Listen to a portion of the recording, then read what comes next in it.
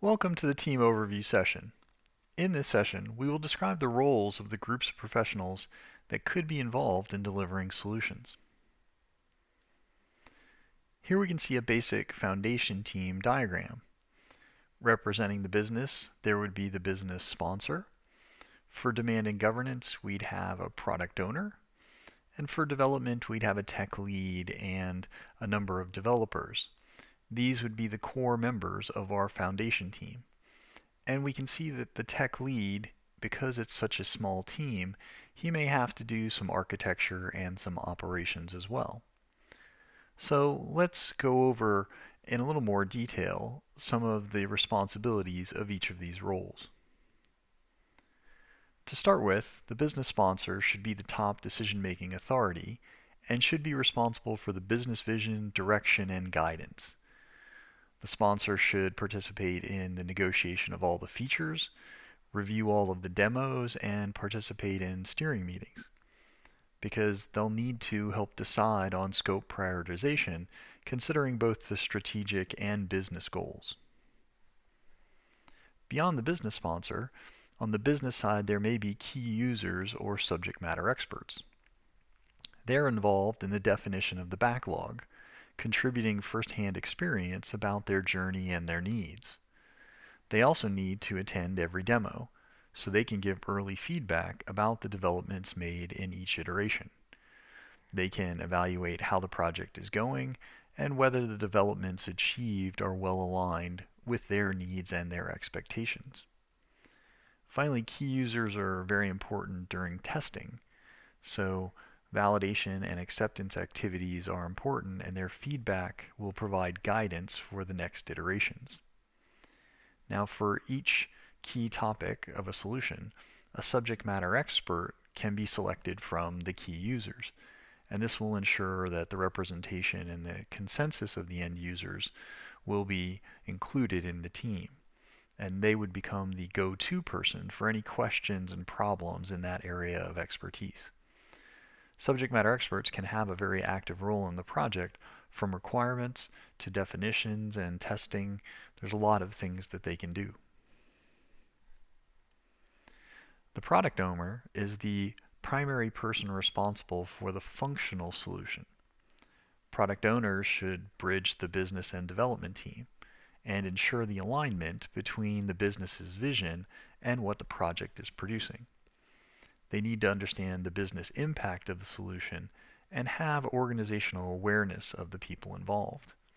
This will ensure that business value is being provided, and it will help the business ensure the preparation of individuals, teams, and organizations for the new processes and tools that will be delivered. The tech lead is the solution architect and the development team's technical lead.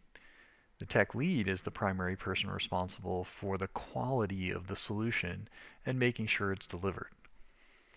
A tech lead can also perform a number of other roles or functions, including testing and operations.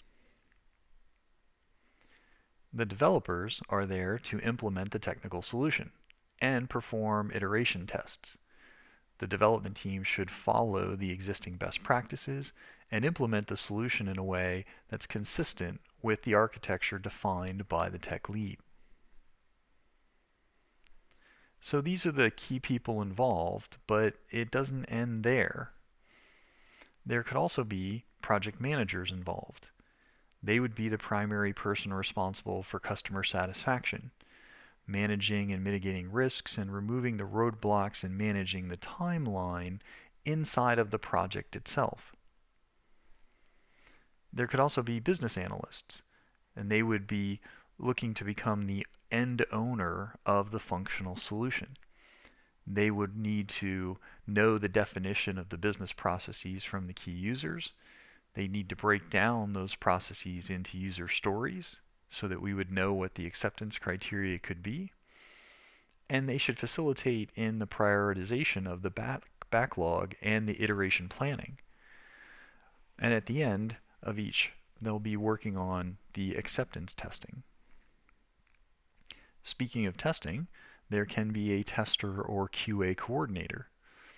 The tester or QA coordinator is responsible for first defining test cases based on the user story's acceptance criteria, and then to coordinate all user acceptance testing and perform some of the tests.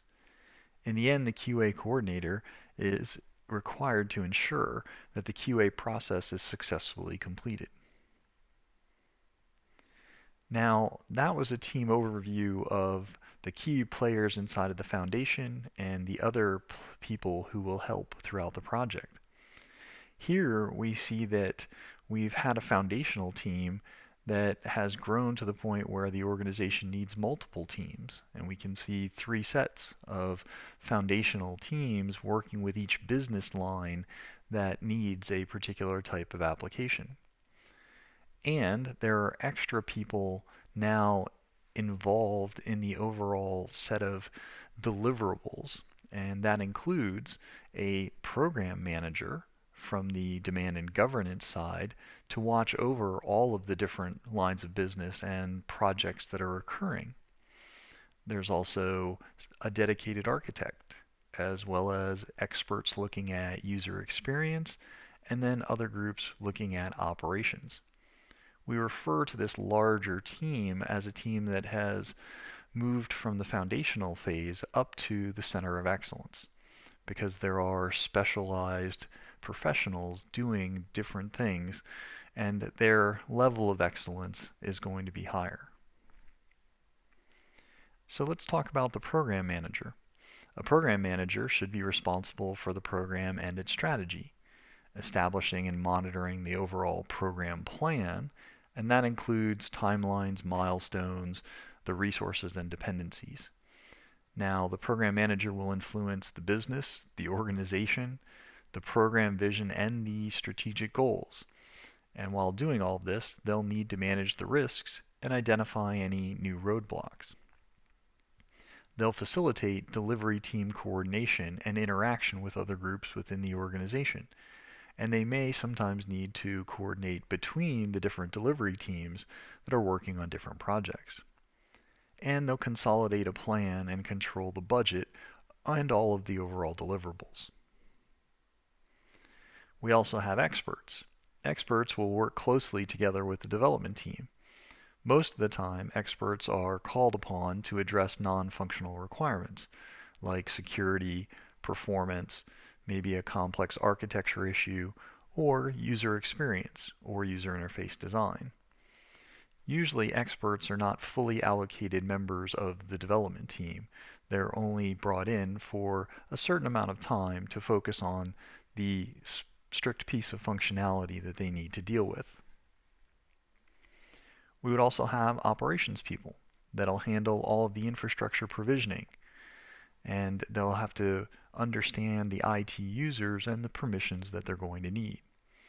As applications get ready for release, operations will coordinate the deployment of the applications and perform all the necessary environment configurations. Upon release, in post-production, operations often monitors and troubleshoots all the running applications. Enterprise architect. The enterprise architect has the lead technical vision and direction for the solution.